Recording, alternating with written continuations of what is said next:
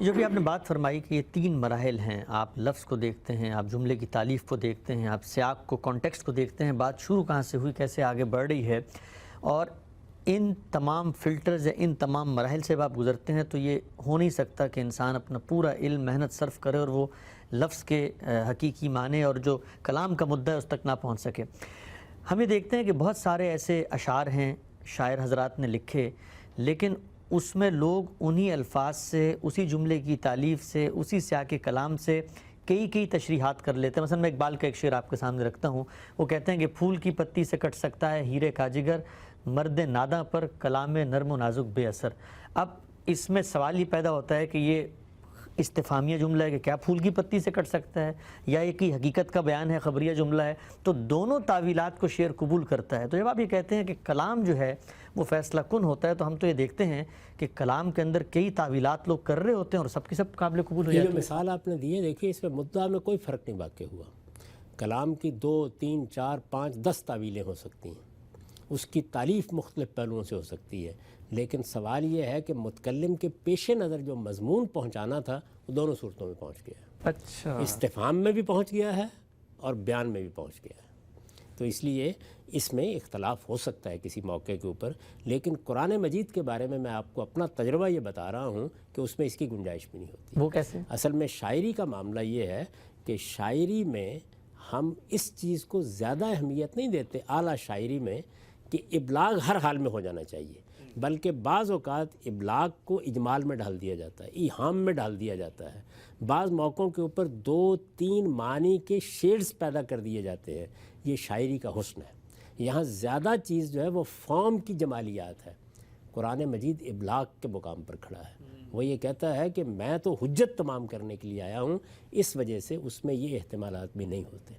ہر جگہ آپ کو سیاق میں، سباق میں، لفظ میں، موقع کلام میں وہ شواہد مل جاتے ہیں جن کی بنیاد پر آپ اطمینان کے ساتھ کہہ سکتے ہیں کہ یہاں استفہام ہے یا بیان ہے یا استنکار ہے یا استجاب ہے یا استغراب ہے، یہ چیز آپ کو واضح ہو جاتی ہے۔ صرف اس میں ریاض کی ضرورت ہوتی ہے، لیکن اس طرح کے جو ادبی پہلو سے بعض اختلافات ہوتے ہیں یہ کلام کے مدعا پر اثر انداز نہیں ہوتے۔ ٹھیک، اچھا ہم سے بھی بتائیے گا کہ یہ جو ہمارے ایک روایت اٹھی ہے اور پوسٹ ماڈرنزم میں ڈی کنسٹرکشن آف جو ریلیجیس اسکرپچر ہے اس کی ایک روایت ہے، دریدہ اس کے ایک نمایاں آدمی ہیں،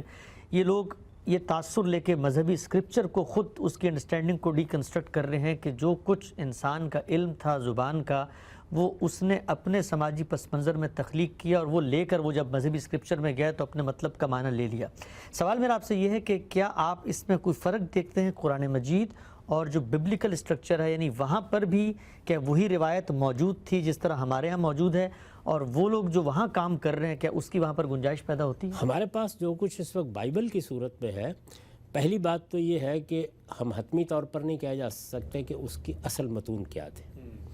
یعنی قرآن مجید تو اللہ تعالیٰ کی اپنی زبان میں، اللہ تعالیٰ کے اپنے الفاظ میں جس طرح وہ نازل کیا گیا بیان ہی اسی طرح ہمارے پاس موجود ہے۔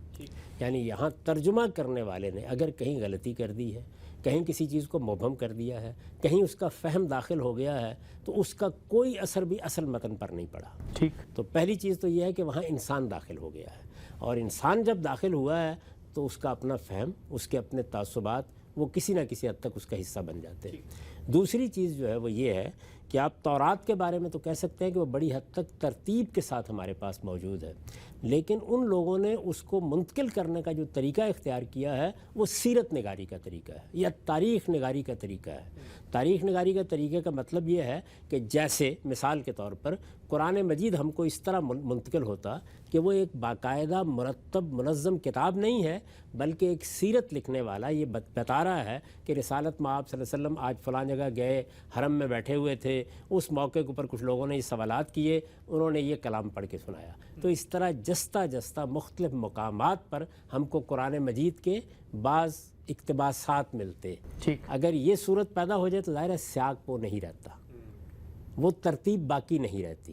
یہ چیز جو ہے یہ خاص طور پر آپ انجیل میں دیکھیں وہاں ہوئی ہے جس طرح کی، تو اس لیے وہاں پر تو کچھ مشکلات پیدا ہوتی ہیں، لیکن قرآن مجید کے ساتھ ان میں سے کوئی مسئلہ نہیں ہے۔ یعنی وہ نہ صرف یہ کہ انہی الفاظ میں ہے، نہ صرف یہ کہ اسی ترتیب سے ہے جو خود اللہ تعالیٰ نے اسے دی ہے، اور اس کو اسی طریقے سے الحمد سے ناس تک منتقل کیا جا رہا ہے اور اصل زبان میں موجود ہے، اور ایک زندہ زبان کی حیثیت سے وہ زبان پڑھی جا رہی ہے، پڑھائی جا رہی ہے، اس کو سیکھا جا رہا ہے، وہ سکھائی جا رہی ہے۔ تو اس وجہ سے اس کا تو کوئی کمپیریزن نہیں ہے ان متون کے ساتھ۔ لیکن ایک اور بات میں آپ سے عرض کرتا ہوں، اور اپنے ذاتی تجربے کی بات ہے، وہ یہ ہے کہ قرآن مجید کو آپ بنیاد بنا لیں، اس لیے کہ آپ کے پاس اللہ تعالیٰ ہے نا مصنف،